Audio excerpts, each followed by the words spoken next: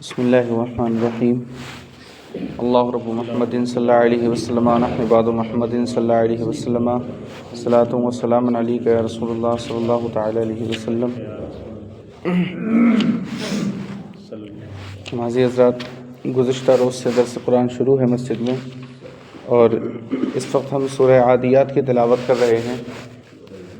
جس کی چند آیت کریمہ ہم نے گزشتہ روز بھی سنی، اور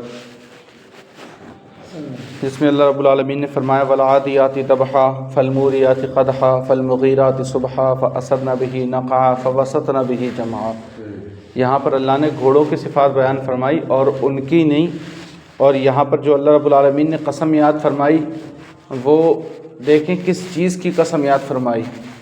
یہ کوئی انبیاء کرام بھی نہیں، بلکہ حضور پاک صلی اللہ تعالیٰ علیہ وسلم کے غلام جن گھوڑوں پر بیٹھ کر کے سفر کرتے تھے اس غرض کی قسم یاد فرمائی، اور جو ان کے سینوں سے، گھوڑوں کے سینوں سے جو آواز نکلتی تھی اس آواز کی قسم یاد فرمائی، اور ان کی ٹھونکر سے جو چنگاری اٹھتی تھی اس آگ کی چنگاری کی قسم یاد فرمائی۔ اس سے ایک بات یہ تو سمجھ میں آ گئی کہ اللہ والے جو ہوتے ہیں، جو اللہ کے نیک بندے ہوتے ہیں، ان کو جس چیز سے نسبت ہو جائے تو وہ چیز بھی اللہ کی نظر میں معزز ہو جاتی ہے۔ تو جب ان کی یہ شان ہے، گھوڑوں کے ٹھونکر سے نکلنے والی چنگاری کی جب یہ شان ہے، تو جو گھوڑوں پر بیٹھ کر سفر کر رہے تھے ان کا مقام کیا ہوگا، اور جو ان کا بھی آقا و مولا یعنی حضور رحمت عالم صلی اللہ علیہ وسلم ہے، تو پھر آپ کی شان کیا ہوگی۔ تو اللہ نے یہ ساری باتیں فرمانے کے بعد میں ارشاد فرمایا ان الانسان لربہ لکنود، بے شک انسان اپنے رب کا بڑا ناشکرا ہے، یعنی اس کو ہم نے کیا کیا عطا نہیں کیا لیکن وہ صرف ناشکری ہی کرتا ہے۔ وہ شکر گزاری کا مزاج اس کے اندر، ہم نے اس کو کھانے کو رزق بھی دیا، سب کچھ دیا، لیکن وہ اس کو ملتا ہے اگر تو اس کو شکر ادا کرنا چاہیے، نہیں ملے تو صبر کرنا چاہیے۔ لیکن اگر اس کو ہم نے کتنی نعمتیں دی ہیں اور اگر کچھ اس کو نہ ملے اس کی مرضی کا، تو وہ ناشکری پر اتر آتا ہے۔ حضرت علی فرماتے ہیں کہ کبھی تم کو اگر آزمایا جائے تو آزمانا دو قسم کا ہوتا ہے، ٹھیک ہے، یا تو ایک آزمائش ہوتی ہے یا سزا ہوتی ہے، لیکن دونوں کو حقیقت میں وہ ایک ہی صورت میں آزمایا جا رہا ہوتا ہے۔ آپ سے پوچھا گیا تو ہم یہ کیسے پہچان کریں کہ کون سی آزمائش ہے اور کون سی ہماری سزا ہے اعمال کی؟ حضرت علی نے فرمایا کہ جو آزمائش تمہیں اللہ کے قریب کر دے تو وہ سمجھ لو تمہاری آزمائش ہے، اور جو اللہ سے دور کر دے تو سمجھ لو تمہارے اعمال کی سزا ہے وہ۔ اب جو تمہیں اللہ کے بارگاہ سے ہٹا دے، تو جس معاملے میں اللہ رب العالمین تمہیں اپنی نظروں سے ہٹا دے، دور کر دے اپنی بارگاہ سے، ختم کر دے، تو سمجھ لو تمہیں تمہارے اعمال کی سزا مل رہی ہے۔ تو اسی لیے فرمایا کہ انسان اپنے رب کا بڑا ناشکرا ہے، یعنی ناشکری کرتا ہے، جبکہ اس کو مل جائے تو اسے شکر ادا کرنا چاہیے۔ حضرت بہلول دانا رضی اللہ تعالیٰ عنہ بہت بڑے اللہ کے ولی گزرے ہیں، مجذوب ولی ہیں، ٹھیک ہے۔ ان کی بارگاہ میں چند ابدال جو اس وقت کے ولی تھے تو وہ حاضر ہوئے، تو آپ نے ان سے پوچھا کہ تمہارے علاقے کے اولیاء کا کیا حال ہے، جو تمہارے علاقے میں ولی ہیں اللہ کے، ان کا کیا حال ہے؟ انہوں نے کہا کہ بس، تو وہ بہلول دانا کی بارگاہ میں کہنے لگے کہ بس سب ٹھیک ہے، اگر ان کو مل جاتا ہے تو شکر ادا کرتے ہیں اور نہیں ملتا ہے تو صبر کرتے ہیں۔ اگر ان کو مل جائے تو شکر ادا کرتے ہیں اور نہ ملے تو صبر کرتے ہیں۔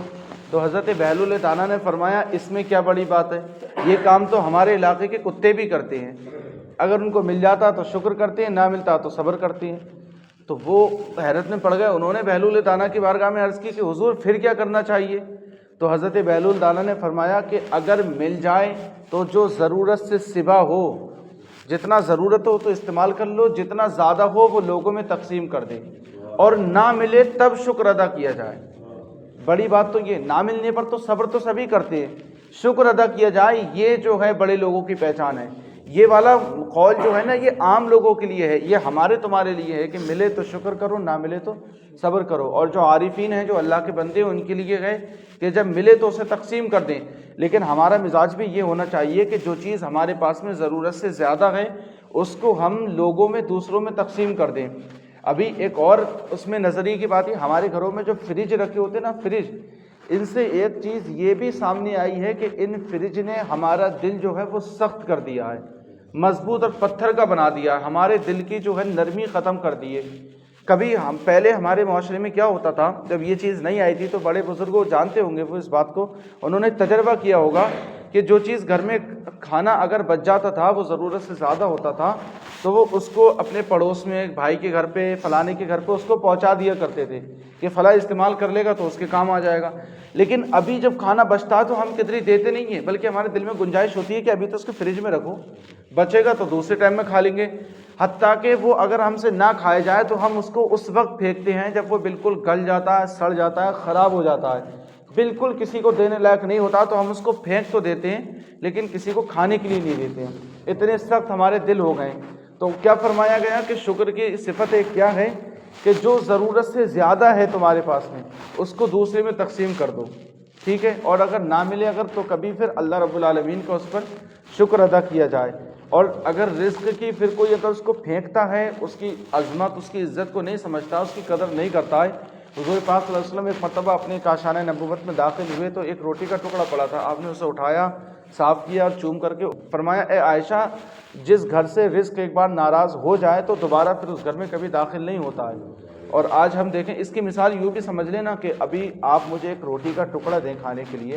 اور میں آپ سے وہ ٹکڑا، آپ بڑی محبت سے مجھے دیں، میں وہ ٹکڑا لے کر کے پھینک دوں تو کبھی آپ دوبارہ دیں گے مجھے؟ کبھی بھی نہیں دیں گے. تو جو اللہ رب العالمین نے ہمیں رزق دیا ہے ہم اس کی ناقدری کریں. ایک نوالا جو ہوتا ہے وہ ہمارے پاس کیسے پہنچتا ہے؟ ہم میں زیادہ تر لوگ جو کسان بیٹھے ہوئے ہیں وہ اچھے سے جانتے ہیں کہ ایک فصل جب تیار کرنی پڑتی ہے تو کتنے مراحل سے گزرتی ہے، کتنے لیے اس کے پہلے لیے زمین کو نرم کرنا پڑتا ہے، اس میں بیج لگانا پڑتا ہے، پھر اس کو پانی لگاؤ، پھر اس کی فصل تیار ہو تو اس سے گھاس کو نکالو، پھر اس کو اور بڑھا جاتا ہے، پھر کاٹا جاتا ہے. الغرض کسان جانتا ہے کتنی محنت مشقت سے ایک فصل نکل کے وہ آتی ہے،